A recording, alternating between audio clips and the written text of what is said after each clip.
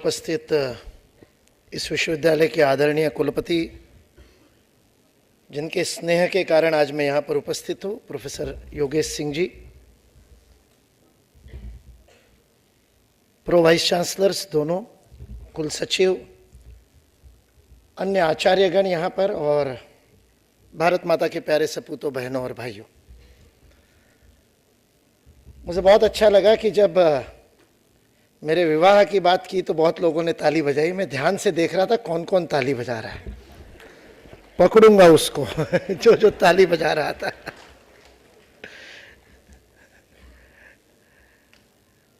APJ Abdul कलाम साहब को एक बार एक पत्रकार ने पूछा एक प्रेस कॉन्फ्रेंस में कि आपने शादी क्यों नहीं की, जीवन भर अविवाहित रहे। ऐसा लोग कहते कि अविवाहित लोग ही ज्यादा कुछ काम कर पाते हैं। तो एपीजे अब्दुल कलाम को पूछा कि आपने विवाह क्यों नहीं किया, तो उन्होंने उत्तर दिया कि समय ही नहीं मिला, टाइम ही नहीं मिला, काम करने में इतना व्यस्त रहा कि शादी के लिए समय ही नहीं मिला। मेरा ऐसा नहीं हुआ। मैंने अपने जीवन में बहुत पहले कुछ निर्णय किए हैं। 5वीं छठी में एक निर्णय किया, क्या करना है तब पता नहीं था, लेकिन क्या नहीं करना पता चल गया था। तो 5वीं छठी में मैंने निर्णय लिया कि नौकरी नहीं करूंगा, गुलामी नहीं करूंगा किसी की, तो पढ़ाई ऐसी करूंगा कि जिस पढ़ाई में नौकरी ना करनी पड़े। और इसलिए 12वीं तक विज्ञान का विद्यार्थी था, साइंस पढ़ा। उसके बावजूद 12वीं में मस्ती करी, अच्छे अंक नहीं आए। उस समय एंट्रेंस एग्जाम नहीं होती थी। माता पिता की इच्छा थी कि डॉक्टर बनूं, लेकिन मुझे ऐसे अंक नहीं आए कि डॉक्टरी में मुझे प्रवेश मिले। तो मैंने कहा कि दूसरा जो चुनना है वो विषय ऐसा ही चुनूंगा कि जिस विषय से मुझे नौकरी न करनी पड़े, इसलिए एलएलबी किया। बहुत सीधी सी बात। जीवन में क्या नहीं करना बहुत पहले तय हो गया था, और उसी में से दूसरा निर्णय, पहला हुआ नौकरी नहीं करना, और दूसरा सोचा समझा हुआ निर्णय जीवन में कि विवाह नहीं करना। So it is not an accident, या समय नहीं मिला इसलिए शादी की नहीं की, ऐसा नहीं। शादी नहीं करना है, तय करके शादी नहीं की। उसके क्यों पे अभी नहीं जाऊंगा, क्योंकि विषय मेरे बारे में बोलने का नहीं है। वास्तविकता में विषय आपके बारे में बोलने का है। मुझे बहुत अच्छा लगा जब योगेश सिंह जी ने तुलना करते हुए कहा कि जब आईआईटी वाले मोटिवेट होते हैं तो डीटी वाले तो होंगे ही।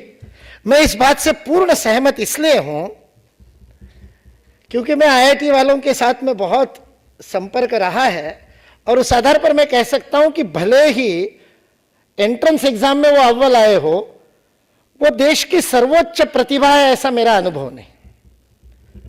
मैं उदाहरण बताता हूं। आज इसरो इतना चमत्कार कर रहा है।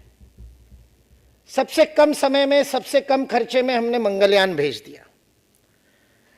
एक यान से 104 उपग्रह छोड़ दिए, जो दुनिया में बहुत कम देश कर पाए। नहीं, कोई नहीं कर पाया, पहली बार भारत ने किया। मुझे बताइए, इसरो में कितने आईआईटी वाले जाते हैं? नहीं जाते। आईआईटी वाले तो ज्यादातर विदेश जाते हैं, फिर कुछ बच जाए तो विदेशी कंपनियों में गुलामी करते हैं, नौकरी करते हैं। फिर उसके बाद में इतना 40-40 लाख रुपए देश का एक एक विद्यार्थी पर खर्च करने के बाद में उस डिग्री का और उस टेक्नोलॉजी के अध्ययन का कोई उपयोग किए बिना आईएएस की परीक्षा देते, यूपीएससी। यहां ढेरों यूपीएससी की तैयारी कर रहे हैं आईआईटी करने के बाद में। और चूंकि प्रतिष्ठा है उसकी, इसलिए जाते हैं। नौकरी गुलामी की प्रतिष्ठा जिस देश में हो जाए, वो देश स्वतंत्र कैसे हो सकता है? जिस देश में नौकरी प्रतिष्ठित हो जाए, मैं आपके सामने प्रश्न छोड़ रहा हूं, जिस देश में नौकरी प्रतिष्ठित है। तुलसीदास जी लिख करके गए, इस देश की जीवन दृष्टि क्या थी। आज हम जीवन दृष्टि पर बात करने के लिए यहां पर एकत्रित हुए। इस देश की वैज्ञानिक जीवन दृष्टि देखिए, तुलसीदास जी लिख करके गए, उत्तम कृषि, मध्यम व्यापार, अधम चाकरी, भीख मरण समान, आजीविका के 4 साधन। उन्होंने कहा उत्तम कृषि। क्यों कहा उत्तम कृषि? क्योंकि प्रोडक्शन केवल किसान ही करता है। एक बीज बो करके उस एक बीज से हजारों बीजों वाली बाली का उत्पादन 1 के 1000 करने का काम केवल और केवल किसान करता है। बाकी सारे तो उसका कन्वर्शन करते हैं। बाकी सारा जितना प्रोडक्शन के नाम पर होता है वो तो केवल किसान ने उत्पादित किए हुए चीजों का रूपांतरण करके उसको मार्केटेबल बना करके बेचना होता है। वास्तविकता में देने का काम, उत्पादन करने का, कंट्रीब्यूशन करने का, कुछ बढ़ाने का काम तो केवल किसान करता है। इसलिए कहा उत्तम कृषि, मध्यम व्यापार, फिर उसका ट्रेडिंग करता है वो मध्यम, अधम चाकरी। और आज क्या हो गया, आज पैकेज, नौकरी, ये सबसे ज्यादा महत्वपूर्ण हो गया। मैं इंजीनियरिंग कॉलेजेस में जाता हूं और इंजीनियरिंग कॉलेजेस के संस्था चालक और डायरेक्टर और ये सब लोग मुझे बताते हैं हमारे कॉलेज में से इतने बच्चों का प्लेसमेंट हो गया, इतने वहां चले गए, इतने वहां चले गए। मैं उनको पूछता हूं इतने सारे नौकर तो पैदा कर दिए, इंजीनियर कितने पैदा किए? किसने नया इंजन बनाया? किसने कुछ नई तकनीक बनाई? किसने नया पेटेंट लिया? किसने नया इनोवेशन किया? किसने नया जुगाड़ किया? बिना पढ़ा लिखा किसान जुगाड़ कर लेता है। इंजीनियरिंग की पढ़ाई करने के बाद यदि इंजीनियर जुगाड़ नहीं कर सके तो वो इंजीनियर है क्या? इसलिए नौकरी को प्रतिष्ठा मिल गई, इसलिए देश स्वतंत्र नहीं हुआ। मैकॉले यही करना चाहता था। उसने लिखा है अपने पिता को कि नौकरी की प्रतिष्ठा बढ़ाऊंगा मैं, नौकर पैदा करने वाली शिक्षा इस देश में मैं दूंगा। और वो सफल रहा, आज भी है। आज भी मुझे पता नहीं आप में से कितने लोगों के क्या सपने हैं, लेकिन आप अपने आप के अंदर जाकर के अपने आप को पूछिए कि अपने जीवन का स्वप्न क्या है। इसलिए बेस्ट ब्रेन इसरो में नहीं जा रहा है, टॉप प्रतिभा इसरो में नहीं जा रही, और फिर भी इसरो चमत्कार कर रहा है। तो फिर उसको टॉप प्रतिभा कहे, या जो इसरो में जा रहे हैं चौथे या पांचवें नंबर के, उनको टॉप प्रतिभा कहे? प्रतिभा किसकी है? जो किसी दूसरे की नौकरी करके और वहां पर कुछ बताया जाए वो कर रहा है। टुकड़ों में करना पड़ता है। जो आपके आईटी में मित्र, आपके सीनियर्स गए होंगे तो उनको पूछना, कोई कंपनी उनको पूरा प्रोग्रामिंग नहीं देती है, टुकड़ा देती है। पूरा दे देंगे तो अपनी अमेजॉन में से निकल के तो फ्लिपकार्ट खोला ना, खुद का खोल लेंगे। इसलिए कोई कंपनी किसी नौकर को पूरी जानकारी नहीं देती है, टुकड़ों में काम करने को तैयार है, रिपीटेटिवली वही काम करने को तैयार है। आधे से ज्यादा लोगों को इसलिए जॉब सेटिस्फेक्शन नहीं होता, 35 की उम्र में ब्लड प्रेशर और डायबिटीज हो जाता है, बाल उड़ जाते हैं। जितने सीईओ के आप, जितने गूगल और फेसबुक के सीईओ देखोगे ना, सब टकले देखोगे। और उसका कारण ये है, उसका कारण ये है कि जीवन में संतोष नहीं है, अंदर से कोई मिल नहीं रहा जो करने के लिए आए थे। इसलिए मैं आपके सामने कुछ प्रश्न छोड़ने के लिए आया हूं। वैज्ञानिक जीवन दृष्टि, मैं बहुत ज्यादा विज्ञान के बारे में बोलने के लिए नहीं आया, वो भी मैं बोल सकता हूं, क्योंकि विज्ञान के नाम पर हम क्या कर रहे हैं, ये भी एक बहुत बड़ा प्रश्न है। हम कह रहे हैं कि बहुत वैज्ञानिक प्रगति कर ली, बहुत वैज्ञानिक प्रगति कर ली, लेकिन क्या हमने वैज्ञानिक प्रगति की है या तकनीकी प्रगति की है? साइंस और टेक्नोलॉजी में आप डिफरेंशिएट करते हैं या नहीं करते? आज आप सबके हाथ में मोबाइल है। ये मोबाइल साइंस है कि टेक्नोलॉजी है? और इसके साइंस की खोज तो 19वीं शताब्दी के अंत में हो गई थी, जब जगदीश चंद्र बसु ने रेडियो वेव्स की खोज की थी। That is the science wireless communication का। चाहे मार्कोनी का नाम ले लो, चाहे जगदीश चंद्र बसु का नाम ले लो। आज दुनिया मानती है कि जगदीश चंद्र बसु ने मार्कोनी से 2 साल पहले वो खोज कर ली थी। उस समय षड्यंत्रों के कारण नाम, पेटेंट मार्कोनी के नाम हो गया। ये आज दुनिया मानती है, मैं नहीं। आप अभी गूगल करोगे, विकिपीडिया पे जाओगे तो आपको ये सत्य मिल जाएगा। लेकिन 19वीं शताब्दी के अंत में वायरलेस कम्युनिकेशन की खोज हुई। उसके आगे कहां बढ़े? टेक्नोलॉजी में बढ़ गए। उस वायरलेस कम्युनिकेशन के विविध डिवाइस हमने बना लिए, लेकिन साइंस कहां आगे बढ़ा? उसी जगदीश चंद्र बसु ने यह सिद्ध किया कि वनस्पति में जीवन होता है, वनस्पति में प्राण होता है। आप साइंस के विद्यार्थी, आपने कभी अपने आप से मन में प्रश्न पूछा, ये तो फिजिक्स का आदमी था, इसने ये बॉटनी की खोज कैसे कर दी? फिजिक्स का व्यक्ति होते हुए बॉटनी की खोज कैसे कर दी? ये प्रश्न कभी पूछा? आज टेक्नोलॉजी में सुपर पावर के रूप में जिस कंपनी का नाम लिया जाता है, और जो जुगाड़ टेक्नोलॉजी में भी दुनिया में सबसे आगे, वो टेस्ला कंपनी। उसका जो फाउंडर है निकोला टेस्ला, उसका जीवनी कभी पढ़िए तो वो निकोला टेस्ला की जीवनी में आपको पता चलेगा कि जगदीश चंद्र बसु जो काम कर रहे थे वही काम निकोला टेस्ला करना चाह रहा था, करने नहीं दिया गया उसको। वहां पर बहुत विरोध हुआ। वो सारी लड़ाई, आइंस्टाइन और टेस्ला की लड़ाई, यदि आप पढ़ेंगे तो बड़ा इंटरेस्टिंग रीड है वो। फिर आइंस्टाइन के भी सब विरोधी हो गए, क्योंकि नया साइंस कोई देता है तो उसका विरोध उस समय होता है। स्ट्रिंग थ्योरी को आज सब लोग मान रहे हैं, उसको आइंस्टाइन ने जिस समय कहा तो उसको पागल कह दिया कि ये हो नहीं सकता, स्ट्रिंग थ्योरी कैसे हो सकती है। या तो वेव होगा या पार्टिकल होगा, ये दोनों का एक दूसरे का बदलने वाला कैसे होगा? इसलिए साइंस कहां है, मैं आपसे प्रश्न पूछ रहा हूं। टेक्नोलॉजी तो बहुत आगे बढ़ रही है। जगदीश चंद्र बसु ने वनस्पति में प्राण है यह सिद्ध किया, उसके लिए यंत्र बनाया और उस यंत्र को बना करके उन्होंने स्थापित कर दिया कि वनस्पति में प्राण है। केवल ये नहीं, निकोला टेस्ला के पेपर यदि आप पढ़ेंगे 19वीं शताब्दी के अंत में, क्योंकि निकोला टेस्ला स्वामी विवेकानंद के साथ 7 दिन रहे थे, स्वामी विवेकानंद उनके साथ 7 दिन रहे, क्योंकि स्वामी विवेकानंद वहां गए थे तब। और निकोला टेस्ला ने अपने पेपर में लिखा है कि स्वामी विवेकानंद से मैंने उपनिषद जब पढ़े और उपनिषदों का ज्ञान प्राप्त किया तो मुझे जीवन की तरफ देखने की एक नई दृष्टि मिली।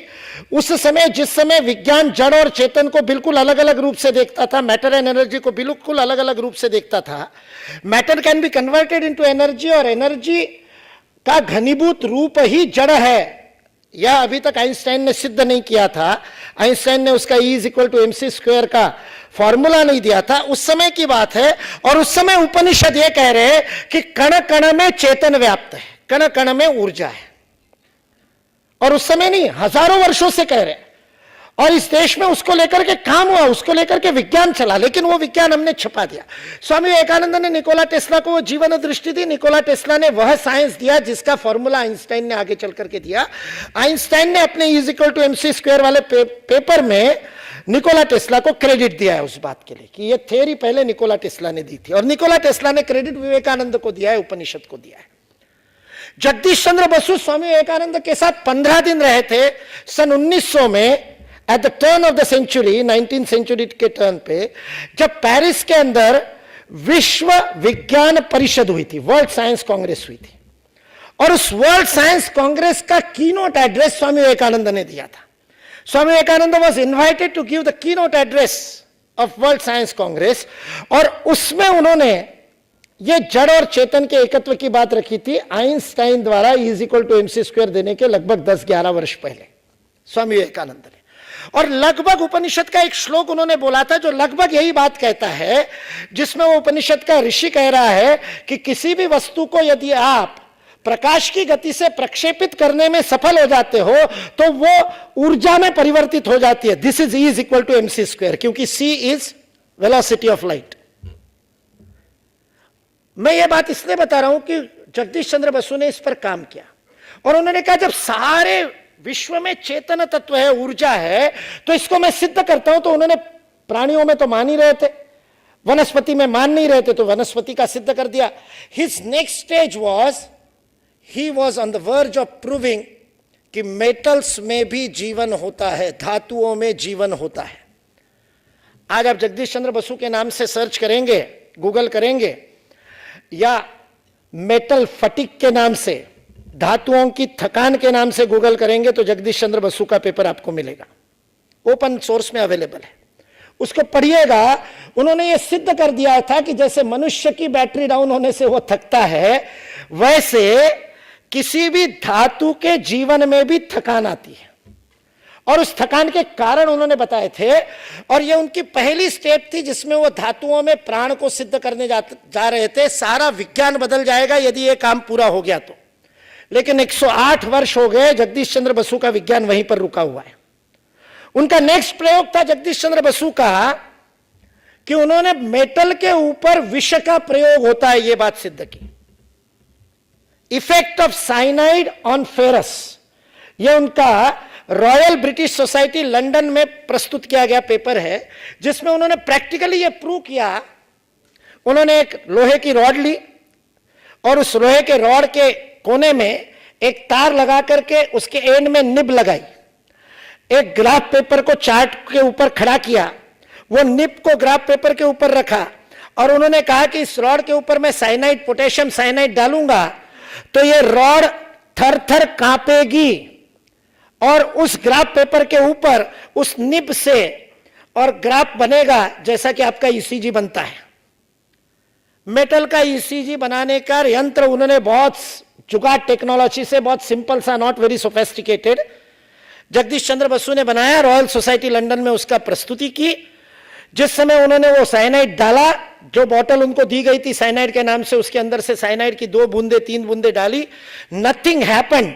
और ऐसी खचाखच भरी हुई सभा में जहां सारे वैज्ञानिक दुनिया के बैठे हैं, यूरोप के ज्यादातर वैज्ञानिक वो सब हंसने लगे कि क्या मजाक करते हो, धातुओं में कोई प्राण होता है क्या, धातुओं को कोई भय होता है क्या, धातु कोई डर सकता है क्या, लोहा किसी से डरेगा क्या, साइनाइड डालने से लोहे को क्या पता चलेगा कि यह विष है। जगदीश चंद्र बसु का कॉन्फिडेंस देखिए, दिस इज साइंस। जब आपने जीवन में प्रयोग करके निर्णय लिए होते हैं, जब आपके निर्णय तुक्केबाजी में नहीं होते, जब आपके निर्णय किसी दोस्त ने कह दिया इसलिए नहीं होते, जब आप अपने निर्णयों को पूरी तरह से नाप करके वैज्ञानिक जीवन दृष्टि से लेते हो, तब वो आत्मविश्वास आता है।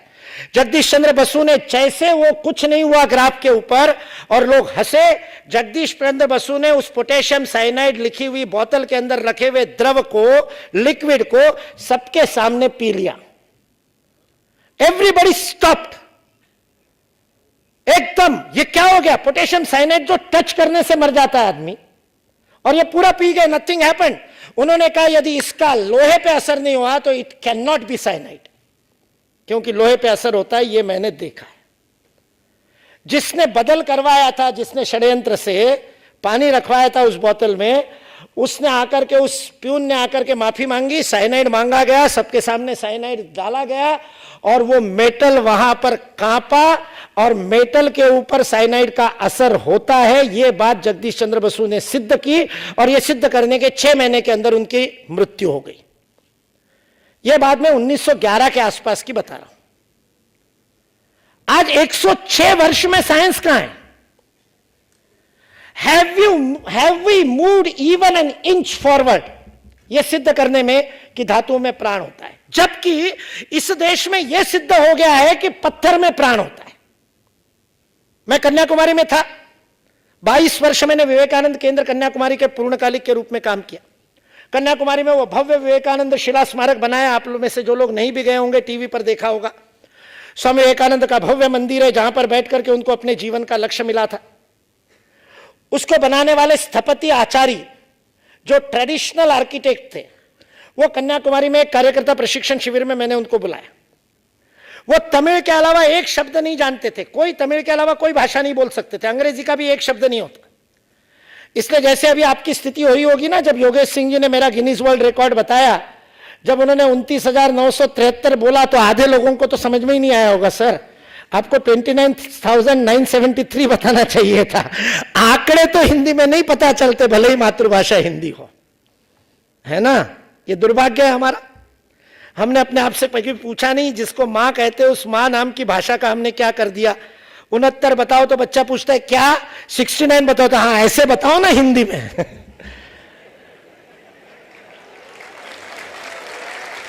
वो स्थपति आचार्य, उसको तमिल के अलावा एक शब्द नहीं आता, और मेरे को तमिल के 20, 25, 50 शब्द आते होंगे। कन्याकुमारी में रहते रहते समझ लेता हूं। तमिल नहीं आता बताने लायक, तमिल आता है मुझे बोलना कि सामने वाले को ये बता दूं कि तमिल तेरी याद नहीं समझ में आती, इतना तो समझा दूं उसको, बाकी समझ में आ जाती। सुनने से सारी भारतीय भाषाएं समझ में आती। ईश्वर की कृपा, ईश्वर की नहीं, संस्कृत की कृपा है। बचपन में संस्कृत सीखा तो दुनिया की कोई भी भाषा सीख सकते हैं। वो भी एक विज्ञान है, वाणी का विज्ञान है, वाणी की शुद्धि का विज्ञान है। और उसको आज हम भूलते जा रहे, हमारे घरों में से भूलते जा रहे। जिन परिवारों में है उन परिवारों में, इसलिए हमको कोई भी भाषा, एक भाषा ढंग से नहीं आती।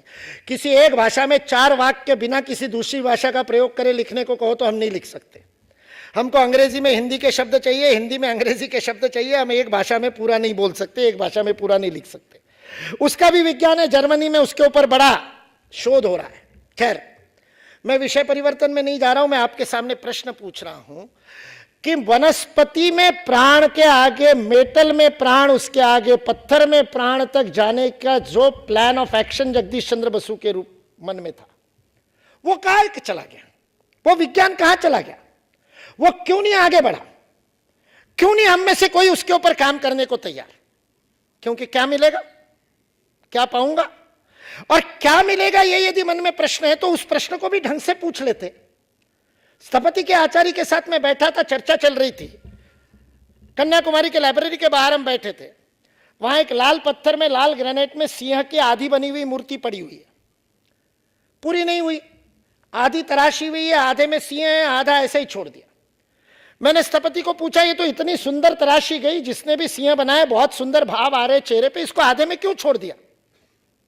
सभापति ने उठे और कहा कि 1 मिनट बताता हूं, और जाकर के उसने, जैसे हम वैद्य लोग नाड़ी परीक्षा करते हैं या डॉक्टर आपकी नाड़ी पकड़ करके या स्टेथोस्कोप से परीक्षा करता है, वैसे उस पत्थर के सिया से 1.5 इंच दूर हाथ रख करके उसने नाड़ी परीक्षा की।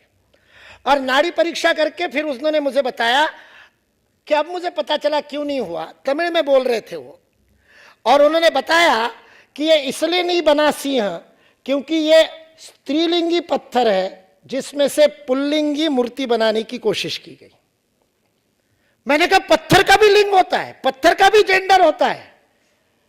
तो जब ये मैंने प्रश्न पूछा तो उन्होंने कहा 12 साल की आयु में जब अपने बच्चों को स्थापत्य शास्त्र की दीक्षा देते हैं तो पहला काम यही सिखाते हैं कि पत्थर के प्राणों को पहचानना।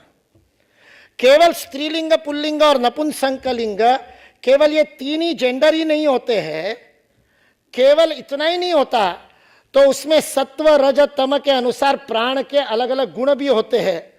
देवता की मूर्ति के लिए जो पत्थर चुना जाए और राक्षस की मूर्ति के लिए जो पत्थर चुना जाए, वो दोनों पुल्लिंगी भी हुए तो भी एक समान नहीं हो सकते, क्योंकि देवता के लिए सात्विक पत्थर चुनना पड़ता है और राक्षस के लिए तामसिक चुनना पड़ता है। मैंने कहा ये कैसे पता करते? उन्होंने 15 मिनट में वो विज्ञान मुझे सिखाया। आज मैं पत्थर को हाथ लगा करके उसका जेंडर समझने जितना सीख गया हूं प्राण विद्या को। ये जगदीश चंद्र बसु के काम को इस देश में हजारों साल पहले नहीं, आज भी हो रहा है, ये बताने के लिए मैं बता रहा हूं। लेकिन वेयर इज अवर साइंस? क्यों? क्योंकि जीवन के प्रति हमारी दृष्टि साइंटिफिक नहीं है, वैज्ञानिक नहीं है। And I am going to prove it आपके सामने। मैं आपको बताना चाहता हूं, मैंने आपसे प्रश्न पूछा कि आपके सपने क्या है? युवा तो वही होता है ना जो सपने देखता है। मैंने हिंदी में क्यों बोला? मेरे को अंग्रेजी नहीं आती इसलिए नहीं, अंग्रेजी तो आती है। मैं विवेकानंद इंटरनेशनल फाउंडेशन का सेक्रेटरी था, वहां तो अंग्रेजी की टांग तोड़नी पड़ती थी और बड़े प्रेम से तोड़ते थे। दूसरे की माँ है, टांग तोड़ने में क्या जाता है, अपनी माँ की नहीं तोड़नी चाहिए। इसलिए अंग्रेजी बोलने में मेरे को कोई दिक्कत नहीं है, मैं अंग्रेजी की टांग बहुत अच्छे से तोड़ सकता था आपके सामने। लेकिन मैंने हिंदी में क्यों बोला? तो हमारे जबलपुर में मेडिकल यूनिवर्सिटी के एक वाइस चांसलर थे डीपी लोकवानी जी। उन्होंने एक बार भरी सभा में हिंदी में बात की, जब सारे वाइस चांसलर्स की मीटिंग चल रही थी और सब कंठलंगोट लगाए हुए अंग्रेजी झाड़ रहे थे। हाँ, समझ में आ गया ना? कंठलंगोट लगाए सब अंग्रेजी, इंप्रेशन मारने के लिए, और कोई कारण नहीं। भरी गर्मी में दिल्ली के माहौल में बंद यहां तक बटन लगा करके ऊपर से गठान मारना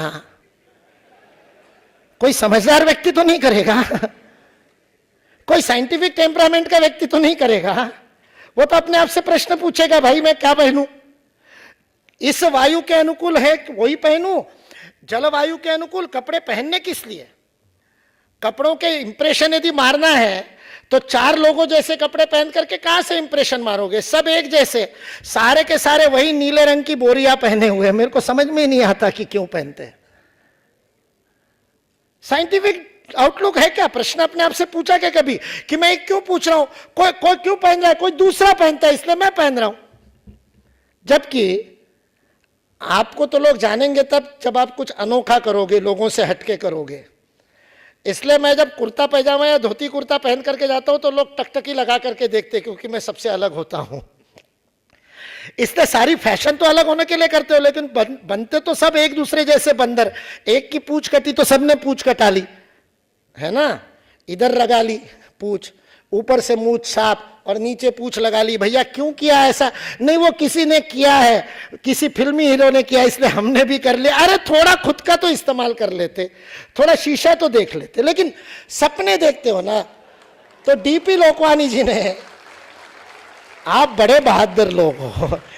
केवल अविवाहित होने पर ताली बजाई तब इनकी बहादुरी पता चली मुझे। लेकिन अब तो मैं आपकी गलती बता रहा हूं, फिर भी आप ताली बजा रहे हो। इससे बड़े बहादुर तो कोई नहीं हो सकते। जो खुद की गलती पे ताली बजाए उससे बड़ा वीर कोई नहीं दुनिया में। लेकिन मैं आपके सामने जो प्रश्न पूछ रहा था वो सपनों से था। तो डीपी लोकवानी जी ने उस भरी सभा में वाइस चांसलर के सामने हिंदी में बात की और शुरुआत यहां से की। मैं हिंदी में इसलिए बोल रहा हूं क्योंकि मैं उस भाषा में बोलना पसंद करता हूं जिस भाषा में सपने देखता हूं। मुझे उनकी वो बात बहुत पसंद आई। मैं आपसे सपनों की बात करने के लिए खड़ा हूं, इसलिए मैंने सपनों की भाषा चुनी। मेरी मातृभाषा मराठी है, लेकिन मेरी सोच हिंदी में, क्योंकि 22 वर्षों से हिंदी भाषी क्षेत्र में हूं। मैं मूलतः लेखन हिंदी में करता हूं। मराठी में मेरी जो किताब है वो हिंदी का अनुवाद मराठी में होकर के छपी है, जबकि मराठी मेरी मातृभाषा है। मैं सोचता हिंदी में हूं, इसलिए बोलता हिंदी में हूं। मैं आपसे प्रश्न पूछ रहा था, युवा है तो सपने तो देखते ही है। घबराओ मत, मैं नहीं पूछूंगा क्या सपने देखते हो, ना ही सबके सामने बताने को कहूंगा, क्योंकि मैं जानता हूं कि बहुत से सपने आपके ऐसे होंगे जो आप बता ना पाओगे। लेकिन मैं उन सपनों की बात ही नहीं कर रहा। मैं उन सपनों की बात कर रहा हूं जो आपका पीछा सुबह उठने के बाद भी नहीं छोड़ते। स्वामी विवेकानंद ने परिभाषा की थी, जिसको एपीजे अब्दुल कलाम बार बार कोट किया करते थे, कि मैं सपने उन्हें नहीं कहता जो नींद में देखे जाते हैं, मैं सपने तो उन्हें कहता हूं जो नींद उड़ा देते हैं। जिन सपनों के पीछे चलने से नींद उड़ जाती है, नींद खो देता है आदमी। मैं आपसे पूछना चाहता हूं, आपका सर्वोच्च स्वप्न क्या है? मैं युवाओं के सामने ऐसी इस प्रकार से इस प्रश्न को रखता हूं कि there is no limitation on any kind of resources. असीम संसाधन आपके सामने उपलब्ध है। मान लीजिए, कल्पना करने में क्या जाता है, सपने में कंजूसी काहे करनी। मान लीजिए अंबानी ने अपना खजाना आपके लिए खोल दिया, अनलिमिटेड रिसोर्सेस आपके पास है, you don't have to worry about anything. कोई चिंता का कोई कारण नहीं आपके जीवन में, असीम संसाधन आपको सामने उपलब्ध करा दिए जाए, तो वो कौन सी एक बात होगी जिसको आप करना चाहेंगे? क्योंकि बाकी तो सब मजबूरी में कर रहे हैं। बाकी तो कहते हैं मजबूरी में कर रहे हैं, नहीं करेंगे तो नौकरी नहीं लगेगी, नौकरी नहीं लगेगी तो पेट कैसे भरेंगे। तो वो तो सारी चिंता मैंने सपने में खत्म कर दी। वो सारी चिंता यदि खत्म हो जाए तो कौन सी एक बात है आप करोगे? सोचा है कभी आपने? नहीं सोचा हो तो आज जाकर के डायरी में लिखना, सोचना। 4 बातें आएंगी, एक नहीं आएगी, क्योंकि सोचा ही नहीं है। सोचा होता तो एक आती। आज तक सोचा ही नहीं है। आज तक जीवन केवल मजबूरी में ही जीते रहे। जो दूसरे कहते रहे वो करते रहे, अपने मन को पूछा नहीं कि करना क्या है। अगर मन को पूछ करके करते तो चेतन भगत आईआईटी में एडमिशन थोड़ी लेता, इंग्लिश लिटरेचर में एमए करता, और इंग्लिश लिटरेचर में एमए करता तो शायद ढंग की इंग्लिश लिख भी लेता।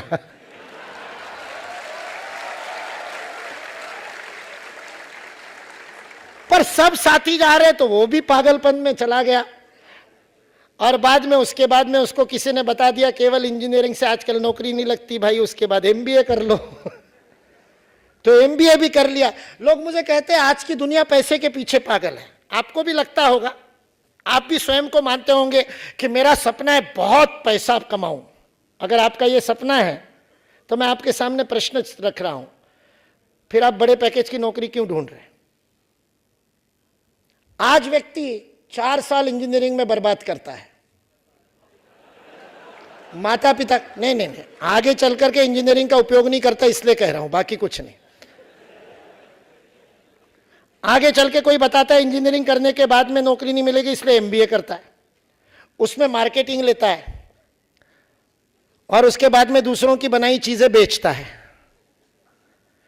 4 साल किसी प्राइवेट में, आप तो सुखी हो, डीटीयू में आ गए, प्राइवेट में जाते तो माँ बाप के 5-6 लाख तो बर्बाद कर ही देता, मिनिमम 6-7 लाख। फिर यहां भी करते हो? ठीक है, बहुत बढ़िया। तो मेरी बात सिद्ध हो गई, और अब आप अच्छे से समझ जाओगे इस बात को।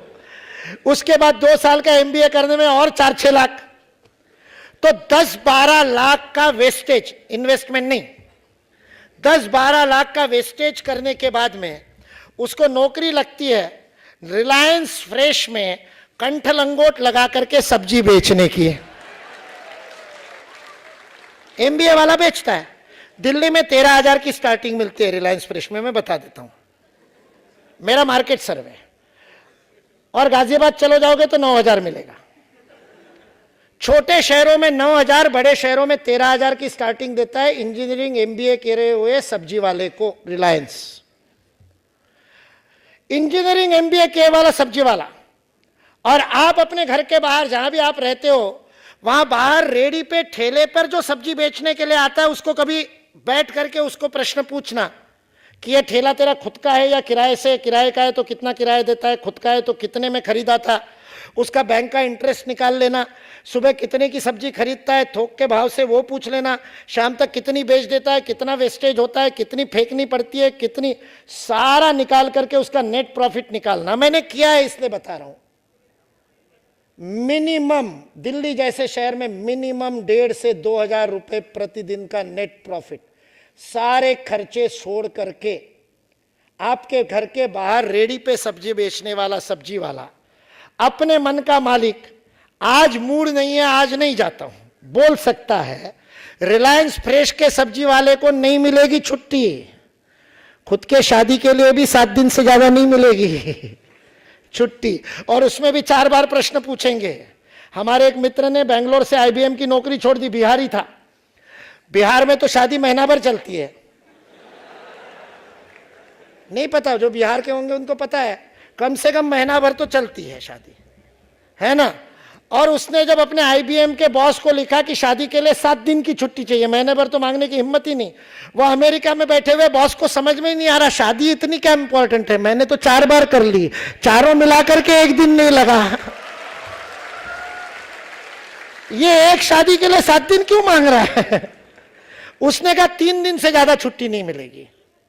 इसने अपने पिताजी को फोन किया, बॉस कह रहा है 3 दिन से ज्यादा छुट्टी नहीं मिलेगी। पिताजी ने कहा मार, लात मार ऐसी नौकरी को, वापस आ जा, अपना खेत बहुत बड़ा है जोत लेंगे। तो IIT किसान है, one of the best farmer I have ever seen. सारी टेक्नोलॉजी का उपयोग करके इतनी बढ़िया फार्मिंग करता है। IBM को लात मार करके आ गया क्योंकि शादी के लिए छुट्टी नहीं थी। ये आपके घर के बाहर वाला सब्जी वाला, उसको छुट्टी की चिंता नहीं, चाहे जब छुट्टी ले ले, और उसके बावजूद महीने में 20-25 दिन भी उसने मेहनत कर ली तो 35 से 40 हजार रुपए कमाता है। पैसे के पीछे कौन है? जिसने 12-13 हजार को चूना लगा करके 12-13 लाख को चूना लगा करके 13 हजार की नौकरी करी, या जिसने मात्र 5-6 हजार का इन्वेस्टमेंट करके प्रतिदिन 1,500 रुपए कमा रहा है? कौन ज्यादा बुद्धिमान, किसकी वैज्ञानिक दृष्टि ज्यादा है? मैं आपके सामने प्रश्न पूछ रहा हूं। पर यदि आपको अपने बहन के लिए वर ढूंढना हो, यदि आपको अपने बेटी की शादी करनी हो, तो आपको 40,000 रुपए कमाने वाला सब्जी वाला नहीं चलेगा, आपको 13,000 रुपए में सब्जी बेचने वाला MBA सब्जी वाला चलेगा, क्योंकि नौकरी की प्रतिष्ठा है, स्वरोजगार की प्रतिष्ठा नहीं। यह देश उस दिन स्वतंत्र होगा जिस दिन कलेक्टर से ज्यादा सम्मान सब्जी बेचने वाले को मिलेगा, क्योंकि वो स्वतंत्र है, किसी का गुलाम नहीं है। और कलेक्टर क्यों न हुआ है तो गुलाम आखिर। जिस दिन स्वातंत्र को प्रतिष्ठा मिलेगी उस दिन देश सच्चे अर्थ में स्वतंत्र होगा। मैं आपके सपनों को पूछ रहा हूं, मैं आपके सपनों को दिशा देने की कोशिश नहीं कर रहा, क्योंकि मैं चाहूं तो भी दे नहीं सकता। आपके सपने आपको ही गढ़ने पड़ेंगे, कोई और व्यक्ति आपके सपनों को डायरेक्ट नहीं कर सकता। उस फिल्म के डायरेक्टर आप ही हो। वो सपने क्या है, मैं आपसे प्रश्न पूछ रहा हूं। And that will change your life, that will give the scientific turn to your outlook towards life. जीवन की दृष्टि वैज्ञानिक बन जाएगी जब आप अपने आप से प्रश्न पूछना शुरू करोगे, दूसरे से नहीं। दूसरे से तो खूब पूछते हैं। पहली लड़ाई हो जाए, मान लो यहां से बाहर गए और साइकिल स्टैंड में आपकी स्कूटर को या आपकी साइकिल को दूसरे का धक्का लग गया, तो उससे लड़ाई हो जाए तो पहला प्रश्न, किसी भी लड़ाई में, सड़क पे लड़ाई हो जाए, हॉस्टल में हो जाए, कहीं भी लड़ाई हो जाए, क्लासरूम में, पहला प्रश्न आप दूसरे को पूछते, कमर पे हाथ रख करके, अपने आप को समझता क्या है? पूछते हो कि नहीं? What do you think of yourself? पूछते हो ना दूसरे को। और दूसरा प्रश्न होता है, तू मुझे जानता नहीं है बॉस, तू मुझे जानता नहीं है, मैं आपसे प्रश्न पूछ रहा हूं, आप जानते हो क्या? जो आप दूसरे को प्रश्न पूछते हो वो कभी आपने अपने आप से पूछा क्या? Who are you? What is the purpose of your life? यदि साइंस का अर्थ व्हाई पूछना है, ऊपर से गिरते हुए फल को देख करके यदि न्यूटन ने व्हाई नहीं पूछा होता तो साइंस नहीं होता, मतलब न्यूटन वाला नहीं होता। फल तो उससे पहले भी नीचे ही गिर रहे थे, न्यूटन के कहने से पहले भी गिर रहे थे, और उससे पहले पाराशर ने कह रखा है उसके कहने से भी गिर रहे थे, और उससे पहले कणाद नाम के ऋषि ने वैशेषिक सूक्त में वैसे के वैसे फॉर्मूले लिखे हुए, Newton's law of motion Sanskrit में। वही शब्द बाहरी बल का प्रयोग न किया जाए तो ऊपर से नीचे गिरने वाली वस्तु पृथ्वी को स्पर्श होने तक नीचे गिरेगी। कणाद ने 2500 वर्ष पहले लिखा है, लेकिन उसने भी भाई पूछा होगा। उसका नाम ही कणाद इसलिए पड़ा क्योंकि उसने कणों का अभ्यास किया, जिसको आज आप नैनो टेक्नोलॉजी कहते हैं। उसने कणों का अभ्यास किया, इसलिए उस ऋषि का नाम कणाद है। कभी पढ़ना वैशेषिक सूक्त, ट्रांसलेशन के साथ मिल जाएंगे। archives.org नाम की यूएस की साइट पे मिलेंगे। भारत की भी बहुत सारी साइट्स है, पर आपको अमेरिका की अच्छी लगेगी इसलिए वो बता दी मैंने। archives.org पे वैशेषिक सूक्त कणाद आप डाउनलोड करके पढ़ना, आपको न्यूटन से ज्यादा आसानी से फिजिक्स समझ में आ जाएगी। खैर, न्यूटन ने वाई नहीं पूछा होता तो साइंस नहीं होता। आपने अपने आप से भाई पूछा क्या? What is the purpose of your life? Why are you living? Why do you live? आपके जीवन का रहस्य क्या है? और यह प्रश्न ऐसा नहीं है कि आपने अपने आप से पूछा नहीं। दुनिया में कोई मनुष्य ऐसा नहीं हो सकता कि जिसने यह प्रश्न ना पूछा हो। लेकिन फिर अनेक मजबूरियां, करियर की इन फलानी इन ढिकानी, उसमें इस महत्वपूर्ण प्रश्न को धक्का दे देते हैं। मैं अक्सर कहता हूं कि युवा वो होता है जो बहुत ज्यादा आईना देखता है, शीशा देखता है। थोड़ी सी आयु बढ़ जाएगी तो उसके बाद देखने लायक कुछ बचता नहीं, तो फिर नहीं देखता है। दिन में 10 बार आप शीशा देखते हो। अभी मोटरसाइकिल पार्क करने के बाद भी मोटरसाइकिल का घुमा करके मैं देखता हूं ना बहनों को, वो आतंकवादियों जैसा लपेट करके जाती है स्कूटी पे। जो ताली बजा रहे हैं ना भाई लोग, वो भी कम नहीं है। सारे भाई लोगों ने चुन्नी खरीद रखी है। मेरे को आज तक समझ में नहीं आया, चुन्नी का काम तो बहनों का है, ये भाइयों के पास क्यों है? पता चला मुंह ढकने के लिए। मैंने पूछा ऐसा काम करते ही क्यों हो कि मुंह दिखाना दूभर हो जाए? ऐसा काम करो कि गर्व से छाती चौड़ी करके मुंह दिखा सके, मुंह छिपाना क्यों पड़ता? खैर, तो वो मुंह लपेट करके आतंकवादी की तरह कहीं पहुंचे। और उसके बाद में मेरे को आज तक समझ में नहीं आया, ये ऑटोमोबाइल वाली कंपनियों ने ये जो दोनों तरफ लगा रखे, वो पीछे वाली ट्रैफिक देखने के लिए लगाया है कि यह आतंकवादियों वाला बुर्खा हटाने के बाद मेकअप चेक करने के लिए रखा है? उतरने के बाद देखा होगा। लास्ट काम आपने यही किया होगा घर से निकलने के बाद। क्या देखते हो शीशे में? What do you look at? और उस शीशे में देख करके क्या प्रश्न पूछते हो? कभी सोचा इस पर?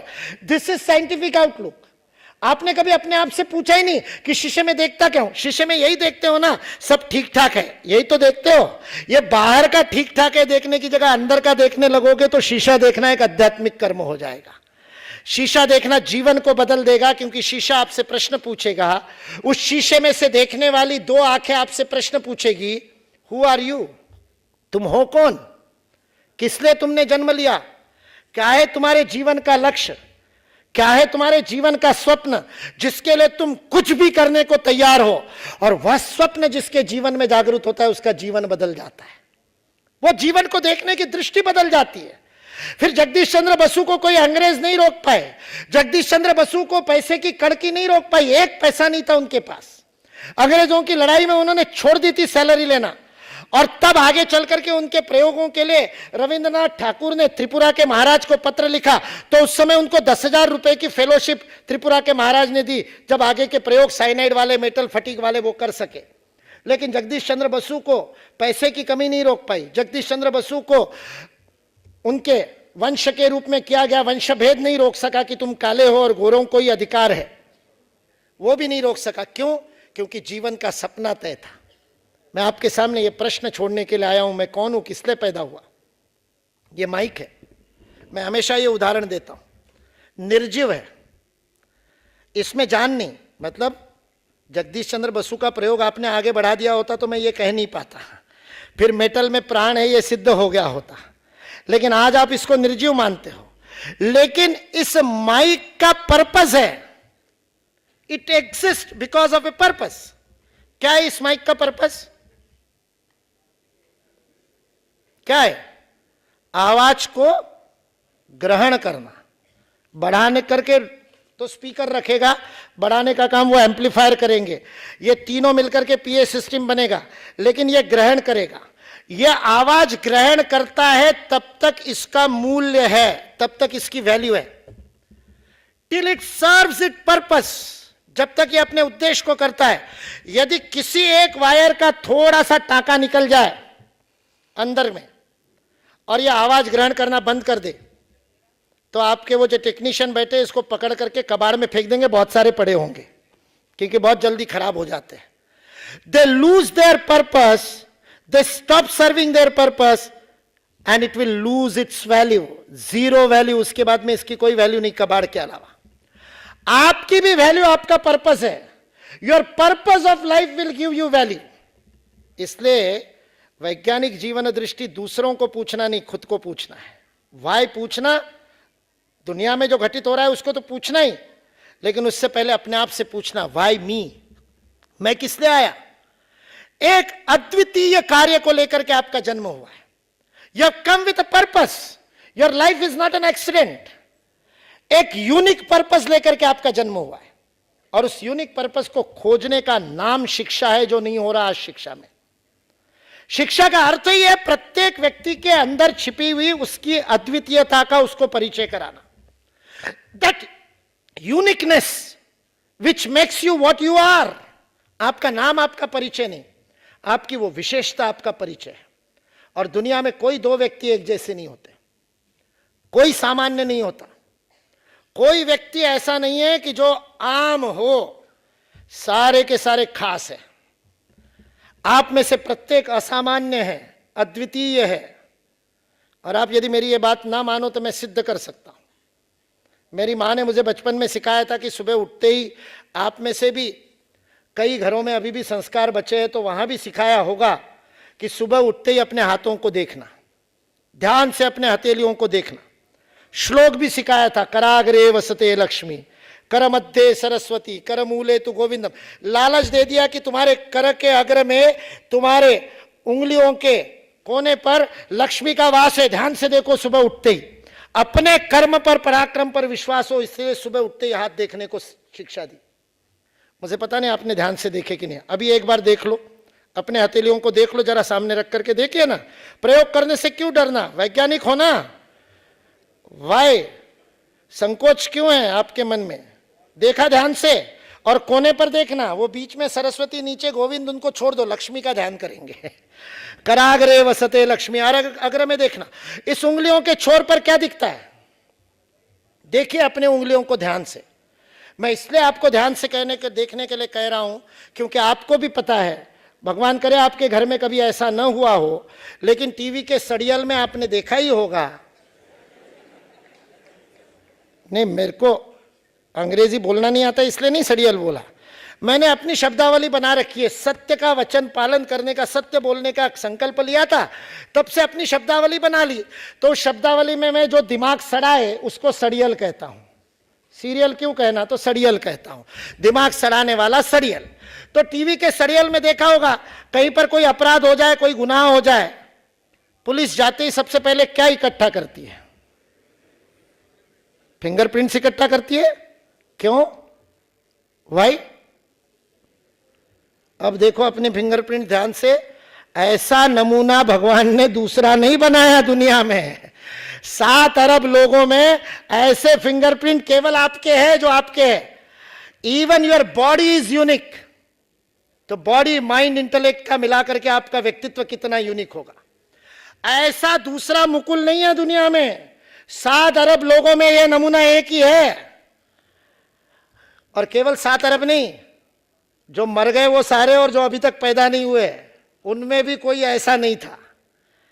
एकमेवा द्वितीय. आप में से प्रत्येक एकमेवा द्वितीय. Not only in structure, not only in composition, केवल संरचना में ही नहीं, आपके पर्पस में भी यूनिक है. आपका कार्य यूनिक है, आपकी भूमिका यूनिक है. और उसको खोजना, वो प्रत्येक व्यक्ति के अंदर छिपे हुए बीज को खोजने का नाम एजुकेशन है. And we have lost that education. क्योंकि बचपन से इन इंद्रियों का उपयोग करना हमको सिखाया नहीं. आंखों से कैसे देखा जाता है, कानों से वास्तविकता में कैसे सुना जाता है, ये पंच ज्ञानेंद्रिया और पंच कर्मेंद्रिया, इनके ऊपर काम नहीं हुआ. मैं भाषा की बात कह रहा था कि एक भाषा हम क्यों नहीं बोल सकते, क्योंकि भाषा के विज्ञान को नहीं समझा. संस्कृत कोई एक भाषा नहीं है. Sanskrit is science of oration. Sanskrit is science of expression. अभिव्यक्ति का शास्त्र है वो. आपका कंठ, यहां से लेकर यहां तक आप बोल सकते हैं। एक विशिष्ट फ्रीक्वेंसी के अंदर की आवाज हम सुन सकते हैं मनुष्य के रूप में। उससे नीचे वाले सबसोनिक या उसके ऊपर वाले सुपरसोनिक हमारे कान सुन नहीं सकते। कुत्ता हमसे ज्यादा सुन लेता है, चमगादड़ बैट उससे ज्यादा सुनता है, क्योंकि उसकी रेंज अलग है। मनुष्य की रेंज कहां से डिफाइन होती है, किस फ्रीक्वेंसी में सुनेगा, उसकी रेंज डिफाइन होती है उसके स्वर यंत्र से। स्वर यंत्र का सबसे नीचे का हिस्सा, उंगली रखिए यहां पर, एकदम नीचे थोरेक्स, यहां पर उंगली रखिए और यहां दबाइए मत, मर्म केंद्र है बाबा, गड़बड़ ब्लू वेल हो जाएगा यहीं पे इसलिए यहां धीरे से उंगली रखिए और यहां से स्वर यंत्र से आवाज निकालिए। मैं नहीं बताऊंगा, मैं करूंगा तो आपको लगेगा आई एम गाइडिंग यू। आप खुद एक्सपेरिमेंट कीजिए, क्या आवाज निकलती है, निकालिए निकालिए। के अलावा कोई आवाज निकल ही नहीं सकती, निकाल के देख लो, ही निकलेगी। जोर से निकालो एक बार। इसलिए दुनिया की प्रत्येक भाषा का पहला सिलेबल अ होता है। अंग्रेजों को उच्चारण नहीं आते इसलिए वो ए कह देते हैं, वैसे है तो अ ही वो। नहीं, मैं प्रश्न पूछता हूं हमेशा, ए क्यों बोलते हो भाई जब उसका उच्चारण अ कहते हो? यहां कोई अतुल बैठा होगा, कोई अनुज बैठा होगा, स्पेलिंग क्या करता है, ATUL करता है ना, तो उच्चारण अ करते हो और बोलने में ए बोलते हो। हमारे उत्तर प्रदेश के शिक्षकों ने बच्चों को कै कबूतर सिखा दिया, तो आजकल भी कै कबूतर कै खरगोश बोलने वाले लोग, मेरे को लगता है ये सब अंग्रेजों से आए होंगे जो अ को ए बोलते हैं। दुनिया की हर भाषा का पहला सिलेबल, रोमन का पहला सिलेबल अल्फा, उर्दू का अलिफ, भारत में संस्कृत और उससे निकली हुई सारी भाषाओं में तो अ है ही। क्यों? क्योंकि that is the lowest frequency, सबसे भारी आवाज जो मनुष्य का स्वर यंत्र निकाल सकता है। Now this is the way scientifically वाणी का विकास हुआ था, भाषा का नहीं। भाषा अलग साइंस है। भाषा ध्वनि को जब आप चित्र के रूप में डिपिक्ट करते हैं उसको भाषा कहते हैं। जिस समय आप ध्वनि को जो सुना जाता है, आवाज को, शब्द को, साउंड को आप जब प्रकाश के रूप में, जब उसको फॉर्म के रूप में, जब उसको रूप देकर के रिप्रेजेंट करते तब वो भाषा होती है। बोलने वाली को वाणी बोलते हैं। संस्कृत को वेदवाणी, देववाणी इसलिए कहते हैं क्योंकि it is the most scientific language in the world. क्यों है? क्योंकि उन्होंने इस स्वर यंत्र का उपयोग किया। कंठ से निकलने वाले स्वर क, ख, ग, घ, मूर्धना से, यहां से स्वर यंत्र का दूसरा भाग च, छ, ज, झ। वर्णमाला सिखाने के लिए नहीं खड़ा हूं, वर्णमाला का साइंस सिखा रहा हूं। और सबसे बारीक फ्रीक्वेंसी, सबसे हाईएस्ट फ्रीक्वेंसी जो मनुष्य निकाल सकता है, होठ बंद करके, स्वर यंत्र का दूसरा छोर, होठ बंद करके आवाज निकालिए। कौन सी आवाज निकलती है? निकालिए एक बार। म, प, फ, ब, भ, म। अंतिम व्यंजन वर्णमाला का म, होष्ट व्यंजन। अ से लेकर म तक का खेल है, वो फ्रीक्वेंसी में काम चलता है। और बीच के स्वर यंत्र को गोल बना करके हवा छोड़िए, क्या निकलता है, करके देखिए, करिए। ऊ, सबसे अच्छी आपको प्रिय आवाज उल्लू वाली, ऊ। हाँ, हॉस्टल में लाइट चली जाए तो यही आवाज निकलती है, अंधेरा होते ही उल्लू बोलते हैं। आप देखना कितना साइंटिफिक अपना बिहेवियर है। अंधेरा होते ही ऊ बोलते हैं सब लोग। बीच में ऊ, बाद में म, तीनों मिलाकर के ओम। यह विज्ञान है, यह भाषा का विज्ञान है। हमने कहा, हम उसको छोड़ करके बैठ गए, हम उसके ऊपर काम ही नहीं कर रहे। और यह साधन है बाकी सारे ज्ञान का, और यह ओरिजिनल साधन ही, वाणी की साधना नहीं हुई तो नॉलेज कहां से आएगा? इसलिए what is the purpose of your life? एक अंतिम बिंदु बोल करके अपनी बात को खत्म करता हूं। वैसे तो हरि अनंत, हरि कथा अनंत। जीवन की वैज्ञानिक दृष्टि बनाने के लिए प्राण विद्या में जाना पड़ेगा। हमको जो ऊर्जा मिलती है वो कहां से मिलती है? हम बने किससे है? ये प्रश्न हमने अपने आप से पूछा नहीं। हम जो कुछ भी आज है वो सूर्य से बने हुए हैं। मैंने सूर्य नमस्कार का वर्ल्ड रिकॉर्ड क्यों किया? क्योंकि सूर्य ही विश्व की समस्त ऊर्जा का मूल स्रोत है। सूर्य से ही ऊर्जा प्राप्त होती है। इसलिए भारत में लोगों ने कहा सूर्य के उगने से पहले खुद उग जाओ, क्योंकि उसी से एनर्जी मिलती है। सूर्य के उगने से पहले उठने का नियम इसलिए बना ब्रह्म मुहूर्त पे, क्योंकि उसके पीछे का प्राण विज्ञान है। जो ये करेगा उसकी बैटरी कभी डाउन नहीं होगी। आप रात को 12 बजे मुझसे बात कीजिए, मैं इतना ही फ्रेश आपको दिखूंगा, क्योंकि भगवान सूर्य के साथ मेरा कनेक्शन जुड़ गया सूर्य नमस्कार के माध्यम से, क्योंकि वो प्राण का स्रोत है। सारी दुनिया में जो कुछ भी है वो सूर्य का ही बना हुआ है। पृथ्वी उसी से निकली ना, अलग टुकड़ा हुआ वो भी तो सूर्य का ही हिस्सा है, और उसी में से हम बने, तो हम भी सूर्य है। इसलिए वो सूर्य से कनेक्शन बना लेंगे तो हमारी ऊर्जा की स्थिति अलग बन जाएगी। खैर, वो विज्ञान आज समझाने के लिए मैं यहां पर नहीं आया हूं, मैं जीवन दृष्टि के बारे में बता रहा हूं। मैंने इसका उदाहरण पर्पसफुली दिया था, क्योंकि इसके उदाहरण से मैं आपको एक छोटा सा सूत्र देना चाहता हूं आपके जीवन का पर्पस खोजने के लिए, और वो सूत्र देकर के अपनी बात को बंद करूंगा। दुनिया में जितने महापुरुष हैं वो इसीलिए महापुरुष है कि उन्होंने अपने आप से प्रश्न पूछा, who am I. APJ Abdul Kalam तो गए थे फाइटर पायलट बनने, सिलेक्ट नहीं हुए, फेल हो गए, ऋषिकेश में जाकर के आत्महत्या करने वाले थे, और उतने में स्वामी शिवानंद जी ने कंधे पर हाथ रखा। उनके अग्निपंख, विंग्स ऑफ फायर यदि पढ़ी होगी तो उसमें बहुत सुंदर उन्होंने वर्णन किया है। गोल चेहरे वाला, तेजस्वी आंखों वाला वो सन्यासी मेरे कंधे पर हाथ रखता है। मैं ऊपर जब उसकी आंखों में देखता हूं तो अलग तेज दिखाई देता है, मानो वो भेदती हुई आंखों से मेरे हृदय तक देख रहा है, और मेरे से प्रश्न पूछता है, क्यों परेशान हो। मैं उत्तर दूं इससे पहले कहता है कि मत कहना कि परेशान न हो, तुम्हारी आंखें बता रही कि तुम जीवन मरण के प्रश्न से गुजर रहे हो। और फिर शिवानंद जी ने मंत्र दिया, एक दरवाजा बंद हो गया तो क्या हुआ, तुम्हारा जीवन का ये पर्पस होगा ही नहीं। तुम फाइटर पायलट बनने के लिए पैदा ही नहीं हुए हो, तुम्हारे जीवन का लक्ष्य कुछ और है, उसे खोजो। एक दरवाजा बंद हुए तो क्या हुआ, हजारों दरवाजे खुलेंगे। अपने अंदर जाकर के खोजो कि जीवन में क्या करना है। उस दिन एपीजे अब्दुल कलाम को शिवानंद जी महाराज ने दी हुई भगवत गीता उनके जेब में जिंदगी भर रही। शिलोंग में अंतिम श्वास लेते समय भी वो भगवत गीता उनके जेब में थी। दुनिया में जितने महापुरुष है उन महापुरुषों की जीवनचर्या इस एक प्रश्न से बदली, मैं कौन हूं, किस लिए पैदा हुआ, मेरे जीवन का लक्ष्य क्या है।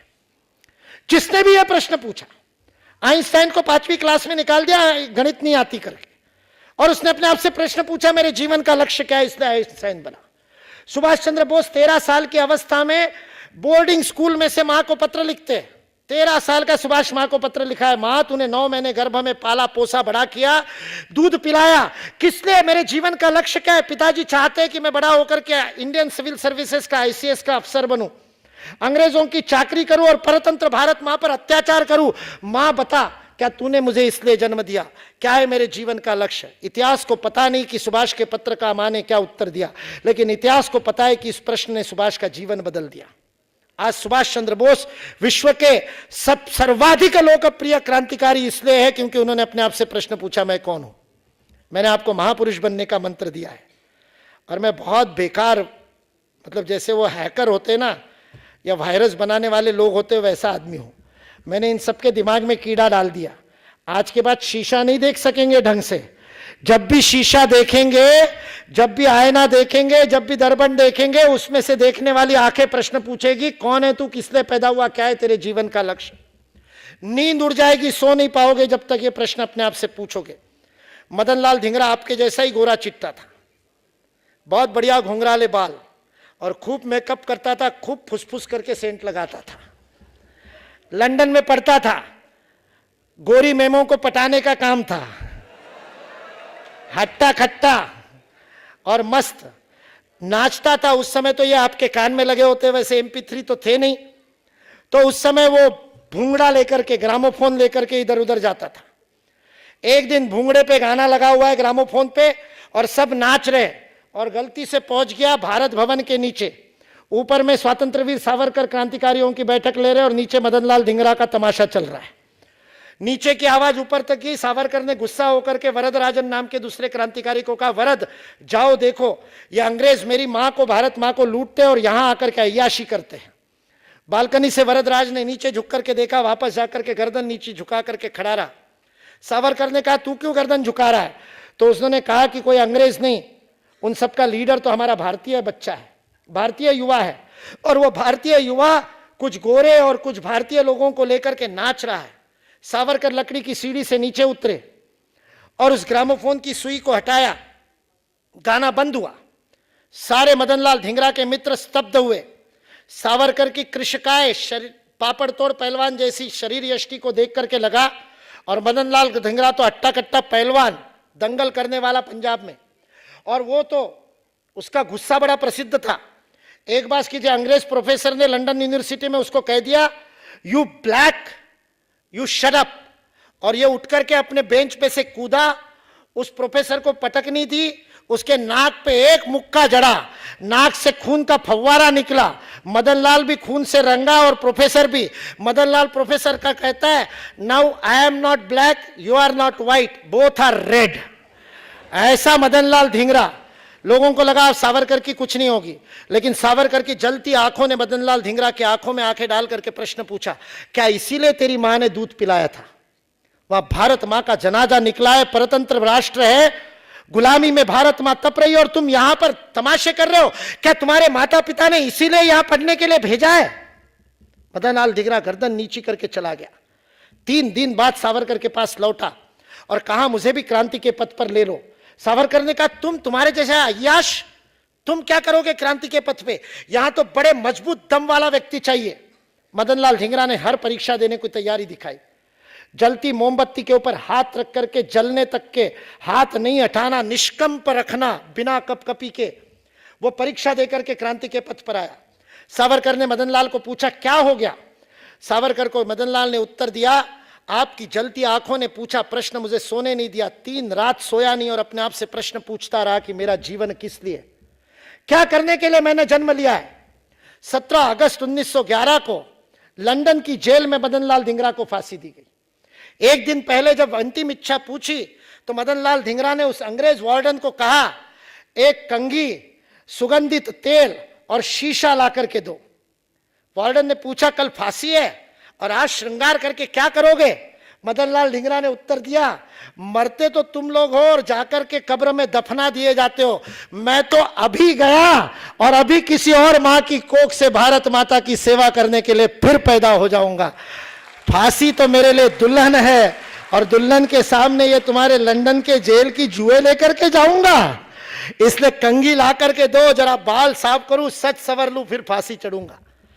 जीवन का लक्ष्य मिल गया। वही मदनलाल धिंगरा जो अय्याशी करने के लिए लंदन गया था, राय बहादुर का बेटा, हराम की कमाई से गया था, लेकिन उस मदनलाल का जीवन बदल गया। एक प्रश्न ने जीवन बदला। और बाद में जब सावरकर उससे मिलने गए, मृत्यु से फांसी से 15 दिन पहले सावरकर जेल में मिलने गए मदनलाल धिंगरा को, और मदनलाल धिंगरा सावरकर को प्रश्न पूछता है, मेरी आंखों में तुम्हें मृत्यु का भय तो नहीं दिखाई दे रहा? और सावरकर उत्तर देते हैं, मदन, तुम्हारी आंखों में मुझे स्थितप्रज्ञ भगवत गीता के योगेश्वर कृष्ण के स्थितप्रज्ञ भाव दिखाई दे रहे। जीवन में कभी एक श्लोक न पढ़ने वाला, कभी गुरुद्वारे नहीं गया, कभी मंदिर नहीं गया, किसी भगवान को नहीं माना, वह मदनलाल धिंगरा भगवान कृष्ण के समतुल्य हो गया, क्योंकि उसको जीवन का लक्ष्य मिल गया कि मेरा जीवन भारत माता के लिए है। जिसको जीवन का लक्ष्य मिलता है वो महान बनता है। मैं आपके सामने ये जीवन दृष्टि छोड़ करके जाना चाहता हूं। अंतिम एक क्लू देकर के जा रहा हूं, एक सूत्र देकर के जा रहा हूं। मैंने ये उदाहरण दिया था, ये माइक आवाज ग्रहण करता है, ये इसका पर्पस है, लेकिन ये किसकी आवाज ग्रहण करता है? ये वक्ता की आवाज ग्रहण करता है, इसकी अपनी खुद की कोई आवाज नहीं। यदि गलती से इसकी खुद की गुर्र आवाज शुरू हो जाए, विसल बजाना शुरू कर दे, न्यूसेंस, नॉइस आ जाए इसका, वो टेक्नीशियन उठा करके फेंक देंगे। सेल्फिश होते ही इसकी वैल्यू खत्म। जब तक ये दूसरे की आवाज ग्रहण कर रहा है तब तक इसकी वैल्यू है। मनुष्य होते हुए यदि खुद के लिए जिए तो क्या जिए? सड़क पर घूमने वाला कुत्ता ट्रक के नीचे कुचल करके मर जाता है, भूखा नहीं मरता, पेट तो वो भी भर लेता है। मनुष्य होकर के केवल पेट भरने के लिए, और हम में से अधिकतर को तो पेट भरने की चिंता नहीं है, हमने सपने यदि जेब भरने के लिए ले रखे हो जीवन में। यदि जेब भरने के लिए जिए तो क्या जिए? इसलिए जीवन का लक्ष्य खोजना है तो यह खोजना कि मेरा कंट्रीब्यूशन क्या होगा, मैं दुनिया को क्या दूंगा, मैं समाज को क्या दूंगा, मैं परिवार को क्या दूंगा, मैं देश को क्या दूंगा। केनेडी ने पूछा था, don't ask what America shell give you, ask what you shall give America. और 63 में मंदी की मार झेल रहा अमेरिका, 6 साल के अंदर मैन ऑन मून का प्रोजेक्ट लेकर के पूरा परिवर्तित हो जाता है, क्योंकि अमेरिका की यूनिवर्सिटीज को केनेडी ने कहा, अमेरिका के लिए रिसर्च करो, खुद के लिए नहीं। खुद के एपीआई के पॉइंट्स बढ़ाने के लिए मत लिखो रिसर्च पेपर, लिखना है तो देश के लिए लिखो, that is research for resurgence. Kennedy के एक आह्वान पे 6 साल अमेरिका खड़ा हो गया। आज टेक्नोलॉजिकल सुपर पावर है, आर्थिक में तो डूब गया, लेकिन टेक्नोलॉजिकल सुपर पावर आज भी है। क्यों? क्योंकि सारा देश देशभक्ति से भरा हुआ है। एक बात के कारण अमेरिका आज जीवित है, पेट्रियोटिज्म। क्योंकि उनके एजुकेशन सिस्टम में कूट कूट करके भर दिया जाता है कि तुम तुम्हारे देश के लिए हो। इसलिए यह उदाहरण मैंने दिया। आपको अपने जीवन का लक्ष्य खोजना है तो मैं क्या बनूंगा को मत खोजो, मैं क्या दूंगा को खोजो।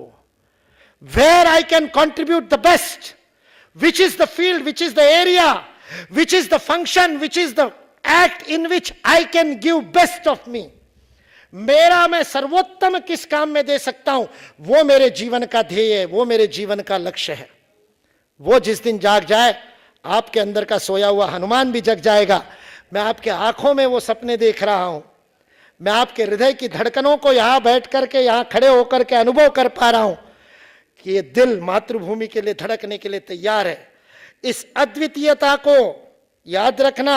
भूल जाओ तो अपने हाथों को देख लेना एक बार ध्यान से, क्या ऐसे फिंगरप्रिंट दुनिया में किसी के नहीं। आप यूनिक हो, एक काम करने के लिए पैदा हुए हो, उस काम को खोज लेना। और वो काम किसी और को आप क्या दोगे इसका होगा। समाज को क्या दोगे, विज्ञान को क्या दोगे, दुनिया को क्या दोगे, मानवता को क्या दोगे, प्रकृति को क्या दोगे, अपने से बढ़कर के बाहर क्या दोगे। यही जीवन का लक्ष्य हो सकता है। आइए अपने जीवन के लक्ष्य को खोजे। बाहर भाई भाई भाई भाई पूछने की जगह अंदर पूछने लगे। अपने आप से पूछे कि मैं कौन हूं, किसने पैदा हुआ। जय हिंद, जय भारत।